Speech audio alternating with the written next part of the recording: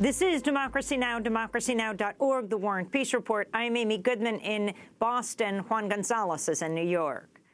Well, as Donald Trump approaches his 100th day as president on Saturday, his approval ratings are the lowest of any president has had in this stage in generations. A recent poll by the NBC News and the Wall Street Journal found just 40% of Americans currently approve of his job performance.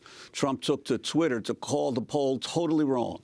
This comes as former presidential candidate Senator Bernie Sanders has emerged as one of the country's most popular politicians.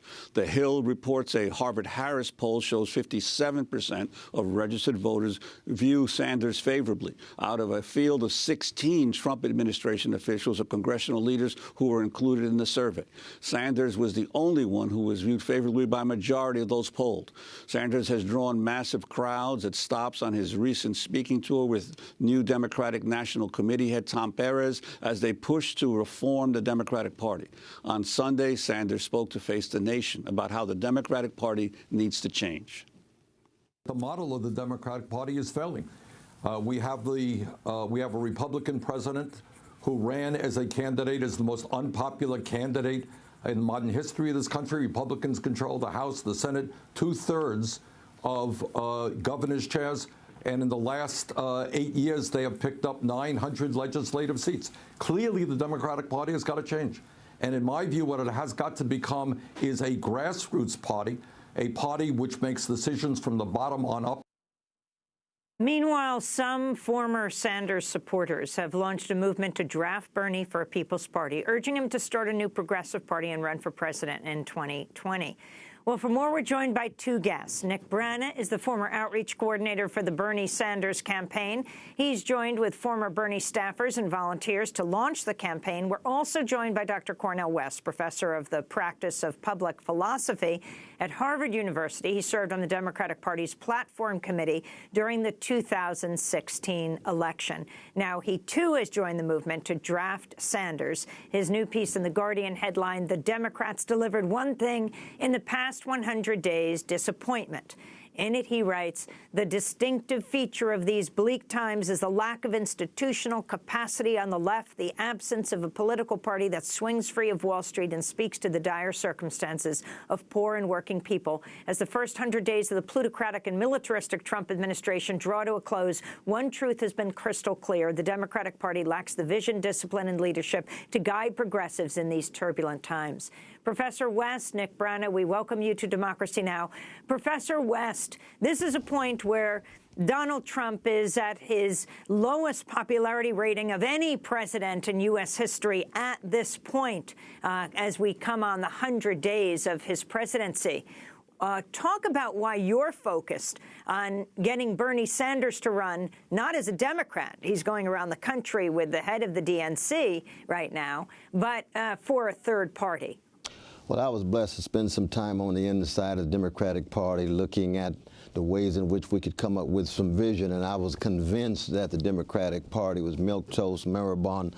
It lacks imagination, gusto, doesn't have enough courage. It's too tied to big money. The duopoly stands in the way of democracy. Now, when Brother Nick gave me a call and said that he and the others had been coming together, looking for a way of breaking the duopoly and trying to allow for poor and working people's voices to be heard, I said, count me in. And that's why I appreciate my brother in this work, and we're trying to get Bernie and the others to jump on board.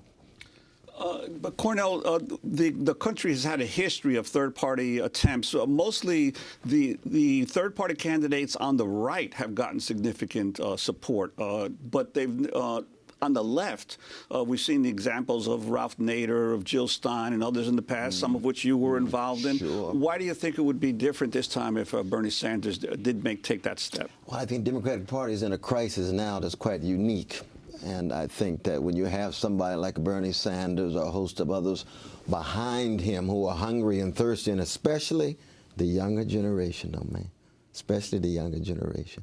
And that's why I think, Brother Nick playing a crucial role here among the others is what excites me, because I'm desperate, as a progressive, real progressive, not no neoliberal centrist.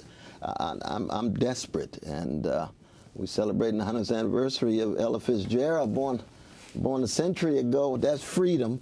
Can the younger generation build on that kind of freedom? And that's what this third party is all about.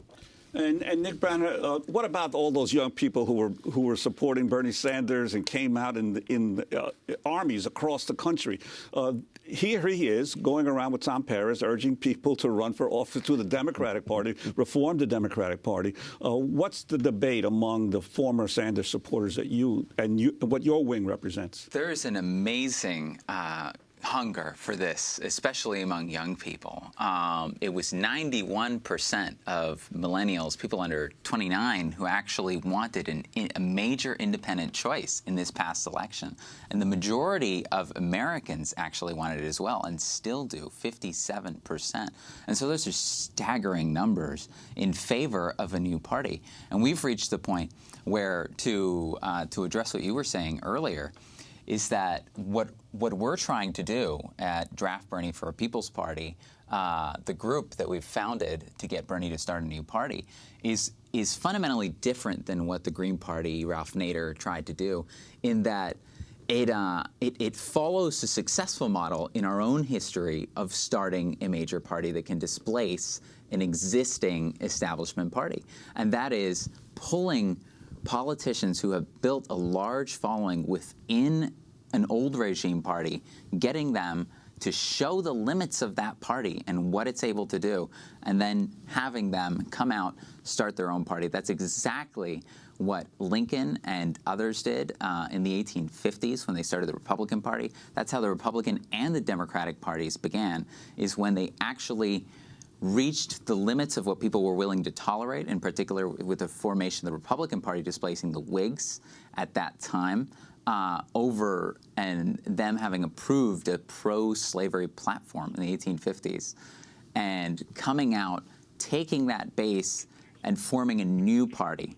That is what we're trying to do here again with Sanders. Sanders has the tens of millions of followers. If Bernie starts a party, that party begins with tens of millions of followers. And in my view, Bernie already built the party. He did it during the primaries. That coalition that he brought together, that's the party. It's just about formalizing it. Professor Cornel West, some might say the Republican Party is in disarray, that this is a perfect time for a strong Democratic candidate like Bernie Sanders to run. I mean, polls show, including, I even think, one Fox one, the incredible popularity of Bernie Sanders, and that he could have won the actual presidential race if he were running against Donald Trump. So why not push for him to be within the Democratic Party? Well, there's no doubt that Donald Trump devastated the Republican establishment for a few weeks. As soon as he moved to the White House, he brought them right back. He brought back Wall Street, he brought back Goldman Sachs, he brought back the billionaires, and he brought back the military-industrial complex. And so what has happened is that a consolidation of a far right wing, because let's just be honest about it, Donald Trump, you know, he's a gangster in character, and he's a neo-fascist in the making, so he's very dangerous. We do support a multiracial a coalition against Donald Trump. But at the same time, the Democratic Party refuses to engage in self-examination, refuses to engage in soul-searching, wants to do the same thing over and over again, keep the same personnel in leadership, and therefore the last thing we need is another neoliberal, technocratic centrist running for the Democratic Party when the Republican Party is in trouble, and therefore we have to have a Bernie Sanders figure, or Bernie himself, or somebody. We got a number of people who are thinking seriously about this, not just on the national level, but state and local levels, to say, you know what, poor and working people need to be put at the center, and we need a critique of militarism, dropping all these bombs on these Muslim countries, killing innocent people with no serious accountability. That cannot stand. As Dr. West wrote so brilliantly, the defining feature of this time is that we do not have an opposition party. We don't have an actual institution in which progressives can build, grow power.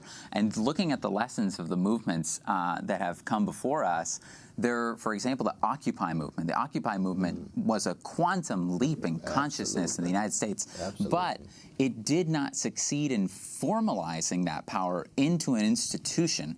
And so when we see all of this energy in the Women's March, March for Science, the Climate March, there's this incredible awakening, palpable awakening, progressive awakening. But our task now, I think, is to put that into an institution in where we can actually build strength. And we're at the point where something like that could really break the two-party system. Well, I'd like to ask about you raise the issue of other people also considering a third-party approach, because obviously the question becomes a political party is not just at the top; it's at the local level, it's at the state level, it's in the city councils and the state legislatures. How do you break the hammerlock of the duopoly of these parties that, when it comes to candidates, they mobilize their forces in every county and every town to assure their candidate is victorious? How do you build that structure? I think when you unleash the energy of everyday people, it's hard to know exactly who's there.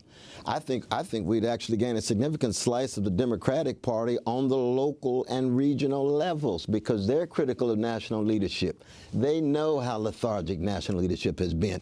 They know how tied to big money they are. So you got a number of local folks. The only thing in town are Democrats. If a People's Party comes in, my God, they'd be open to it. But we'd get a number of other persons spilling over on not just the local but the regional and national level.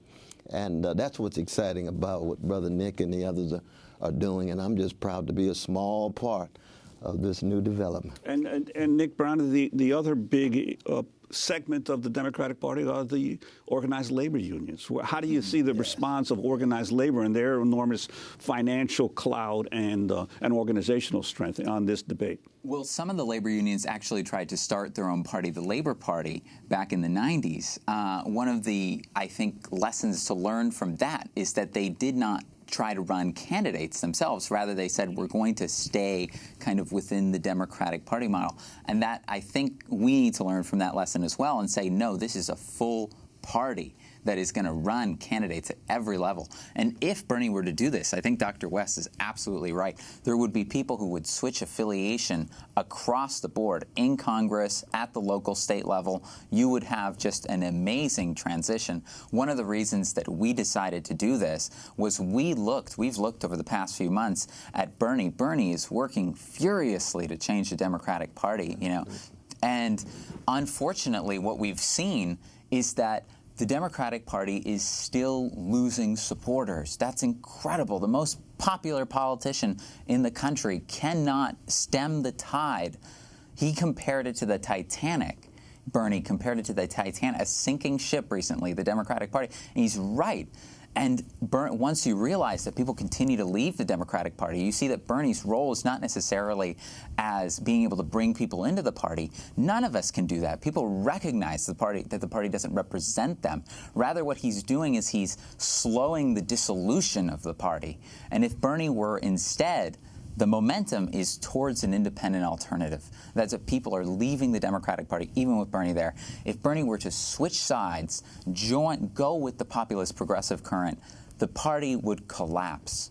And that is something which would allow a genuine opposition party, progressive populist party, to arise, because right now the Democratic Party is blocking something like that from merging.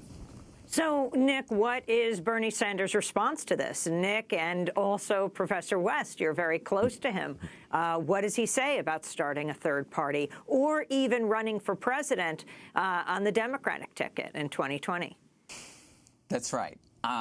So this is something that we're trying to convince Bernie actively, to show him now is the time to do this. Now is when people are ready, tens of millions of people, the following that you built, you can actually bring this into a new party at the time. And that's why I'm really excited, actually, to make an announcement on Democracy Now! And to announce that Dr. West and I would like to invite Bernie Sanders to a town hall at which we can discuss this issue and other issues facing the progressive movement.